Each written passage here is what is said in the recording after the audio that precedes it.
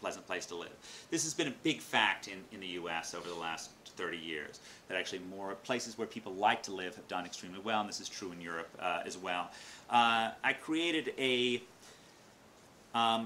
just again to get you in sort of the logic of urban economics, the quality of life is the third ingredient in terms of what way urban economists think about the appeal of urban areas. So there's wages, there's the cost of living, and then there's quality of life. And the spatial equilibrium, this thought that people are moving across space and choosing places, and in the long run, for the same kind of person, every place offers more or less the same deal, guides urban thinking on this.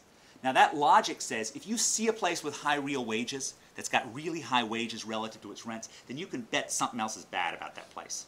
And if you see a place with really low real wages, you can bet there's something good about this place. Okay?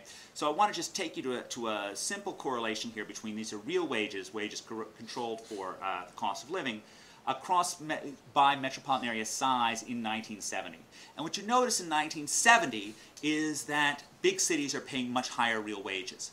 Now, part of that is, of course, the fact that cities are able to pay higher real wages because they're more productive. But the other part of it is these are places that people find tough to live in. Okay, that in fact, if I go back to my youth in New York, there was a lot of crime, there was a lot of other social problems, and people actually didn't want to live there. You had to pay them a premium to do so. Look at that same correlation in 2000; it's disappeared. In 1970, you had to pay combat pay to get people to live in these cities. In 2000, you actually get a slight premium. It isn't that these places have gotten lower wages; they're paying more than ever. It's the prices have gone up to more than offset them, and it's that decline in correlation that's actually a good thing. The fact that you have lower real wages in New York relative to other places than you did in 1970, that's an advantage. That's actually a sign that New York is actually fixing its quality of life problems. You can then use this logic to create an amenity index basically by asking which places have high rents or have high housing prices holding incomes constant. This is just to show you the places in the U.S. that seem to be attractive. You'll notice 9 of them are in California and the 10th is in Hawaii. And the other ones are places that end up low on this amenity index. I think the places in Connecticut are probably a mistake.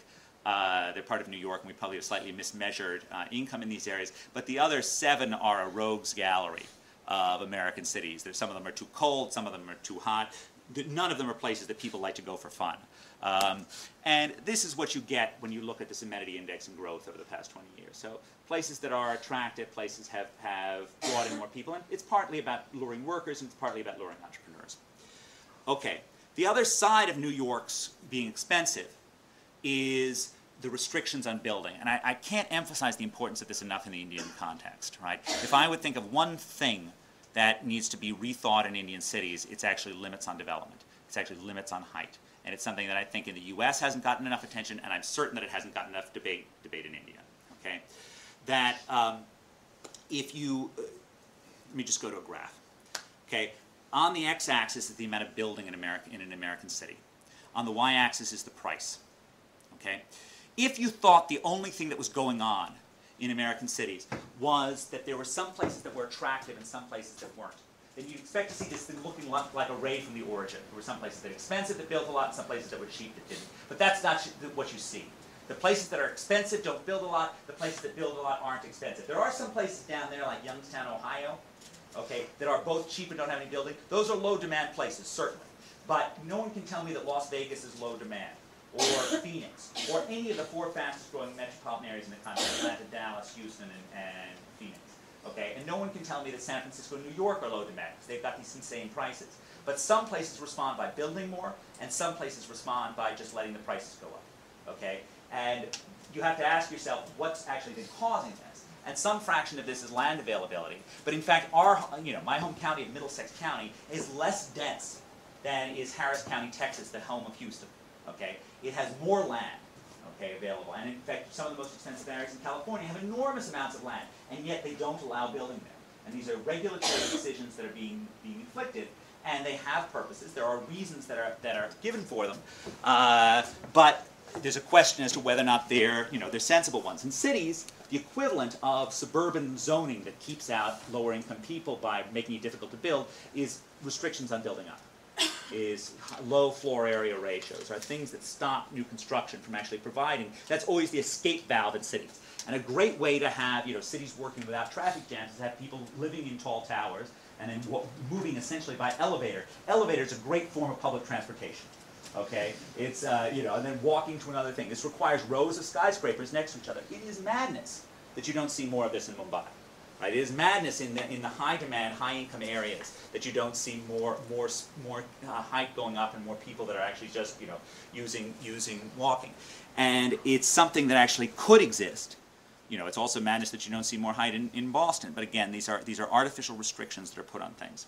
I'm going to move on through this. The last point I want to make is just about the environment, and I just have a little story about this. But the strange thing, of course, is that these restrictions on building are often given as being environmentally justified. But this is actually a mistake most of the time. And the story I want to tell is about that fellow. That fellow is Henry David Thoreau, patron saint of environmentalism. On a pleasant spring day in 1844, Thoreau went out for a picnic in woods not far away from Walden Pond. It was a dry day. There hadn't been a lot of rain for a while, and as a result, the fishing was good. And they cooked a chowder. As they were cooking the chowder, the flame spread from the chowder to the nearby grass. Okay? A forest fire ensued. No less than 400 acres of the best conquered woodland were burnt down by this environmentalist. Okay? He did more damage. I mean, he was castigated by his neighbors who thought him he was an incredibly irresponsible enemy of the woodlands. They called him a flibberty gibbet, which is a great insult in 19th century Concord. He did more damage than any equivalent Boston merchant did. Okay? There's a lesson here. If you like nature, stay away from it. Okay? That in fact, human beings are far less destructive to cities, far less destructive to the environment when they're clustered together in dense urban areas, when they're living in urban areas and high-rises, than when they're living in, you know, sprawling suburbs surrounded by trees. And in fact, by restricting development in areas close to city centers, we're actually making, you know, increasing carbon emissions, pushing stuff further out. I don't really want to go through this too much, but I've done, together with Matthew Kahn, this detailed environmental accounting of the emissions associated with households in different parts of the U.S. and in China. And I'll just, you know, give you two graphs here. There's July temperature. These, you know, hot places where people are moving to, there's a slight problem that actually involve a huge amount of carbon emissions in these areas. This is the relationship between our measure of carbon emissions per household and land use regulations. Now, if you thought that the environmentalists were trying to sort of, you know, reduce carbon emissions, you'd think that they would make it difficult to build in places that have very high emissions and easy to build in places that have low emissions. But the opposite is true. That in fact, coastal California is actually one of the hardest places to build in the country. It's also by far the greenest place to build. It's not green because of those regulations. The reason it's green is because of incredibly moderate temperatures. But they've made it more difficult to build, and as a result, you don't get to stop. There's sort of this fiction that goes on that you're stopping development and thereby you're sort of, you know, making the world greener. But they don't actually stop development. You just turn off the spigot in some green place and it turns on somewhere else, right? The rate of new construction in the U.S. is basically tied to the rate of household formation. It's not something that any environmentalist in California can control.